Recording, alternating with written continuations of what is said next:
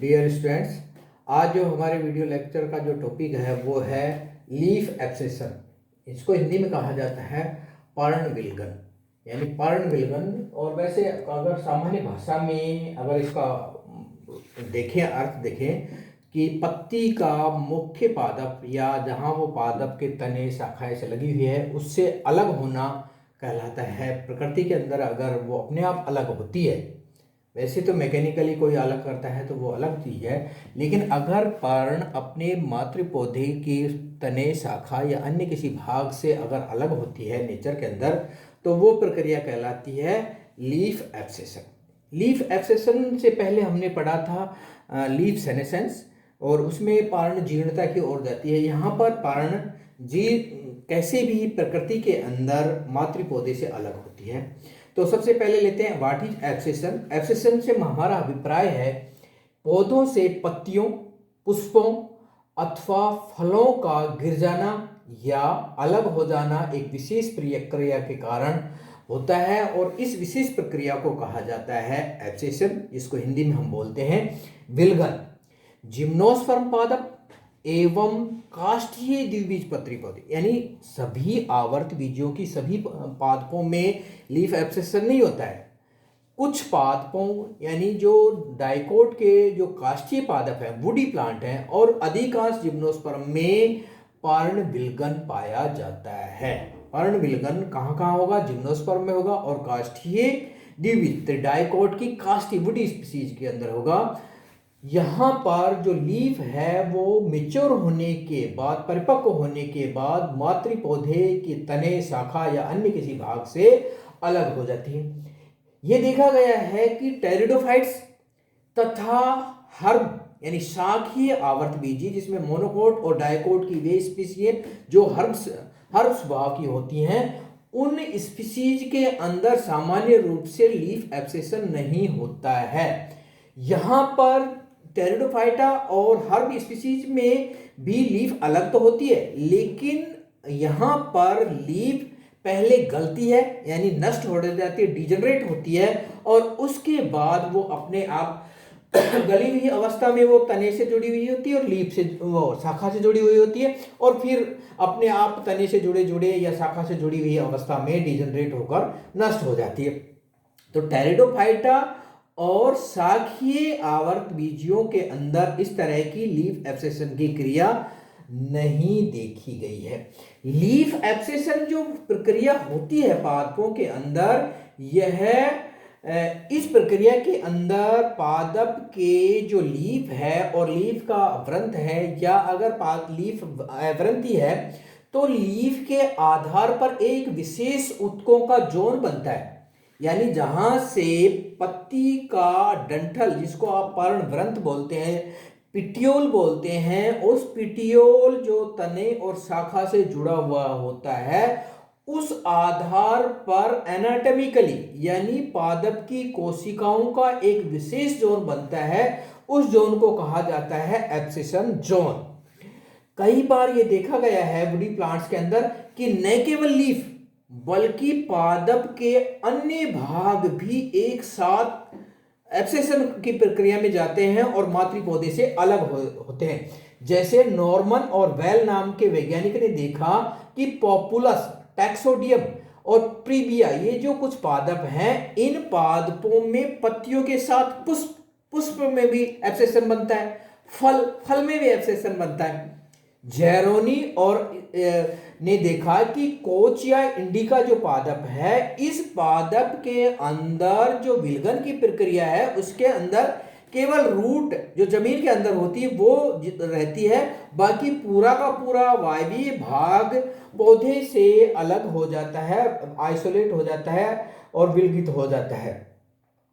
प्राय ये देखा गया है वुडी प्लांट्स के अंदर जो डेसिडुअस फॉरेस्ट है, पर्णपाती वन है, उन वनों के जो पौधे हैं, उन पौधों की जो पत्तियां हैं, उन पत्तियों के अंदर जो स्ट्रेस स्वभाव कंडीशन के कारण या विपरीत परिस्थितियों या जो वातावरण के अंदर नमी जब कम हो जाती है, तो उस कंडीशन के अंदर इस तरह की पर्णविलगन की अवस्था बनती है और एक साथ सारी लीफ मुख्य पादप से अलग हो जाती हैं और एकदम पादप की केवल सूखे या पर्णविहीन पादप हमें दिखाई देता है। इस तरह से ये देखा गया है कि जो पत्ती से पौधा अलग व पौधे से जो पत्ती अलग होती है तो उस जगह से जिस जगह से ये अलग हो रही है उस जगह पर पादप के अंग पर इंजरी बनती है, क्षति होती है और उस क्षति से जो ट्रांसपायरेशन की रेट यानी जो टिश्यू खुलता है, टिश्यू ओपन हो जाता है तो उससे ट्रांसपायरेशन की रेट भी बढ़ती है और ट्रांसपायरेशन के रेट बढ़ने के साथ साथ वो जो घाव बनता है पादप के ऊपर उससे अन्य बैक्टीरिया, वायरस या फंजाई उसके अंदर संक्रमित करके पादप को बीमारी उत्पन्न कर सकते हैं। इसलिए पादप की उस जगह पर एक अन्य लेयर, एक तो बनती है एब्सेसल लेयर और दूसरी बनती है प्रोटेक्टिव लेयर, यानी एक प्रोटेक्टिव लेयर बनती है और एक एब्सेसल लेयर पत्ती को अलग करती है और प्रोटेक्टिव लेयर परजीवियों से मुख्य पादप की सुरक्षा करती है। तो पत्ती के विलगन के समय पर्ण के आधार पर निम्न प्रकार के जो एनाटॉमिकल और फिजियोलॉजिकल परिवर्तन होते हैं। ये जो दो बातें मैंने आपको बताई इनको आप देख सकते हैं। देखिए, एक बना है विलगन क्षेत्र एब्सेशन जोन और दूसरा बना है एब्सेशन जोन और दूसरा बना है एब्सेशन जोन के अंदर दो तरह की लेयर बनी, एक एब्सेशन लेयर बनी और एक बनी है प्रोटेक्टिव लेयर, संरक्षी परत। ये मैंने अभी आपसे डिस्कस की। ये देखिए, ये पादप की पर्ण है और इस पर्ण पर ये जो लेयर बन रही है ये सेपरेटिंग लेयर है, ये एब्सेशन लेयर है, इसको नाम दिया गया है एब्सेशन लेयर। और ये जो लेयर है उससे अंदर की तरफ बनी है ये लेयर है प्रोटेक्टिव लेयर। ये देखिए ये जो लेयर है ये है एब्सेशन लेयर और ये जो लेयर है वो प्रोटेक्टिव लेयर। और ज्यादा डिटेल में अगर आप देखना चाहें तो ये देखिए, यहां पर ये जो कोशिकाएं बनी हैं ये है एब्सेशन लेयर और इसके बाद जो अंदर वाली लेयर है ये देखिए ये बिल्कुल अलग हो गई है कोशिकाएं और यहाँ प्रोटेक्टिव लेयर बन गई। ठीक है, और यहाँ पर याद रखने की बात यह है कि पर्ण विलगन के अंदर जो दो तरह की लेयर ये जो बन रही हैं जिसमें एक है एब्सेशन लेयर और दूसरी है प्रोटेक्टिव लेयर, इनके अंदर क्या क्या होता है। उत्तक संरचना के आधार पर अगर हम देखें तो पर्ण वृंत पर इस उत्तक क्षेत्र को अलग से पहचान, यानी जो एब्सेशन जोन बना है उस क्षेत्र को हम अलग से पहचान सकते हैं और बाहर से देखने पर पर्ण वृंत पर यह है हल्के पीले रंग का और एक नैरो खांच इसके अंदर दिखाई देती है। इसके अंदर दृढ़ उत्तक और स्थूल कोण उत्तक कम विकसित, इसमें जो अगर दृढ़ उत्तक और स्थूल कोण होते हैं वो कम विकसित होते हैं और अगर होते भी हैं तो उनकी कोशिकाएं नष्ट हो जाती हैं। इसके अंदर क्या क्या बात होगी, ये एब्सेशन लेयर बनेगी। इस परत के अंदर बहुत पहले ही क्या हो जाता है, कोशिकाएं जो भी हैं वो आकार, आकृति, स्टार्च की उपस्थिति के आधार पर वो अलग पहचानी जा सकती हैं। कोशिकाओं में स्टार्च और कोशिका द्रव डेंस रूप से इकट्ठा हो जाता है और यहाँ पर कोशिकाएं सुब्रिन और लिग्निन, यानी कोशिकाओं में सुबेरिन और लिग्निन का डिपोजिशन हो जाता है और सुबेरिन और लिग्निन का जैसे ही डिपोजिशन हो जाएगा हम ये जानते हैं कि कोशिकाएं लिग्निफाइड हो जाएंगी, काष्ठीय हो जाएंगी और कोशिकाएं मृत हो जाएंगी। इसके अलावा यहाँ पर जो मृदुतक कोशिकाएं हैं इस क्षेत्र में, कहाँ कौन से क्षेत्र में, एब्सेशन लेयर वाले क्षेत्र में जो मृदुतक कोशिकाएं हैं वे कोशिकाएं भी डिजेनरेट होना चालू हो जाती हैं, नष्ट होना चालू हो जाती हैं और उन कोशिकाओं में टाइलोसिस बन जाता है। टाइलोसिस बनने के कारण वो कोशिकाएं अवरुद्ध हो जाती, मृत हो जाती हैं और अब ये केवल जो पत्ती है वो मुख्य पादप से केवल संवहन उत्तक से जुड़ी हुई होती है और जैसे ही हवा चलती है ये मुख्य पादप से ये पर्ण है ये टूटकर अलग हो जाती है, क्योंकि जो दृढ़ उत्तक है, स्थूल कोण उत्तक है और मृदु उत्तक है सारे के सारे डिजेनरेट हो गए, नष्ट हो गए हैं, आइसोलेट हो गए हैं और पत्ती अपने आप में मुख्य पादप से अलग कर लेती है। इसी को जब ये पत्ती अलग होती है तो इसकी सुरक्षा, जो घाव बनती है पादप के ऊपर, इंजरी बनती है, उस इंजरी के कारण को से बचाने के लिए या संक्रमणों से बचाने के लिए पादप के अंदर एक लेयर बनती है जिसको कहा जाता है प्रोटेक्टिव लेयर। संरक्षी परत का मुख्य योगदान पर ये संरक्षित जो परत है ये पादप के अंदर दो तरह से बनती है, एक प्राइमरी प्रोटेक्टिव लेयर और एक दूसरी बनती है सेकेंडरी प्रोटेक्टिव लेयर। यहाँ याद रखने की बात है कि प्राइमरी प्रोटेक्टिव लेयर बनती है वो पहले से ही, जैसे ही एब्सेस से कुछ पादपों में प्राइमरी प्रोटेक्टिव लेयर बनती है। इन पादपों में क्या होता है कि पादप के अंदर जब एब्सेशन की प्रक्रिया चल रही है और एब्सेशन लेयर बन रही है, उसी समय पर पर्ण के आधार पर यानी एब्सेशन से ठीक नीचे जो तने की ओर की कोशिकाएं हैं, वे कोशिकाएं सुब्रेरिन और लिग्निन का उन पर जमाव हो जाता है और वो कोशिकाएं कोर की हो जाती हैं। ये कोशिकाएं कहलाती हैं प्रोटेक्टिव लेयर और इस तरह से बनने वाली प्रोटेक्टिव लेयर को कहा जाता है प्राइमरी प्रोटेक्टिव लेयर। कुछ पादपों में यह देखा गया है कि सेकेंडरी प्रोटेक्टिव लेयर बनती है जिसको कहा जाता है पेरिडर्म। यहां पर क्या होता है कि जैसे ही पादप के अंदर इस तरह की एब्सेशन लेयर बनती है और पत्ती मुख्य पादप से अलग होती है, उस समय जो भी इंजरी के ठीक नीचे वाली कोशिकाएं मृदुतक कोशिकाएं हैं वो कन्वर्ट हो जाती हैं कोर कैम्बियम में और वहां पर एक और कैम्बियम बाहर की तरफ फ्लैम बनाती है और अंदर की तरफ मृदुतक कोशिकाएं बनाती हैं। तो इस तरह से तीन तरह की कोशिकाओं का एक सुरक्षात्मक आवरण बन जाता है पादप के एब्सेशन जोन के आधार पर या इंजरी के आधार पर, जिसको कहा जाता है पेरिडर्म। इस पेरिडर्म की कोशिकाओं के अंदर लिग्निन और सुबेरिन का डिपोजिशन भारी मात्रा में हो जाता है और ये जो परत बन जाती है ये बाह्य संक्रमण से पादप की सुरक्षा प्रदान करती है। इसलिए इस तरह से बनने वाली जो दोनों परत हैं वो कहलाती हैं प्रोटेक्टिव लेयर।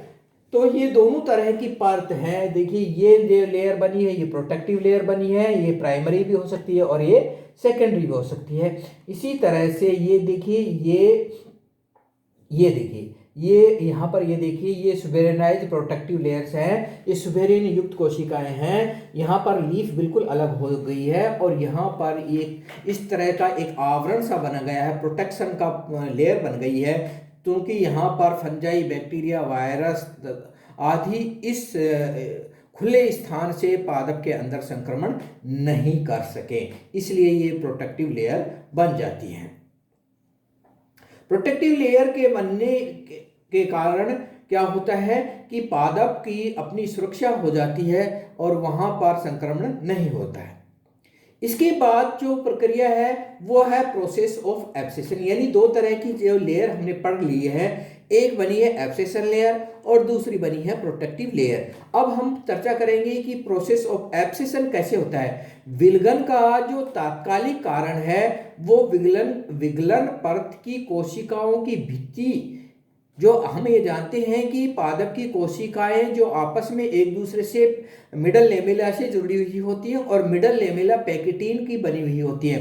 तो सबसे क्या होता है, पहले क्या होता है कि एब्सेशन की प्रक्रिया के अंदर एक एंजाइम कार्य करता है जिसका नाम है पैक्टिनेज। यह पैक्टिनेज एंजाइम क्या करता है, इस पैक्टिक पदार्थ या पैक्टिक अम्ल को डिजोल्व कर देता है और यह जो पैक्टिक जो कोशिकाओं को एक दूसरे से जोड़े रखता है वो घुल जाता है और कोशिकाएं एक दूसरे से स्वतंत्र हो जाती हैं, फ्री हो जाती हैं। इसके अलावा दूसरा एंजाइम जिसका नाम है सेलुलोज, यह सेलुलोज को विघटित करता है और इस तरह से कोशिकाओं के ऊपर जो भित्ति है वो बाहरी भित्ति और पैक्टिक लेयर जो मध्य पटलिका है दोनों डिजनरेट हो जाती हैं, डिजोल्व हो जाती हैं और कोशिकाएं उस जगह के समुद्र के अंदर, ऐसा लगता है कि एक बहुत बड़े समुद्र के अंदर कोशिकाएं तैरने लग जाती हैं।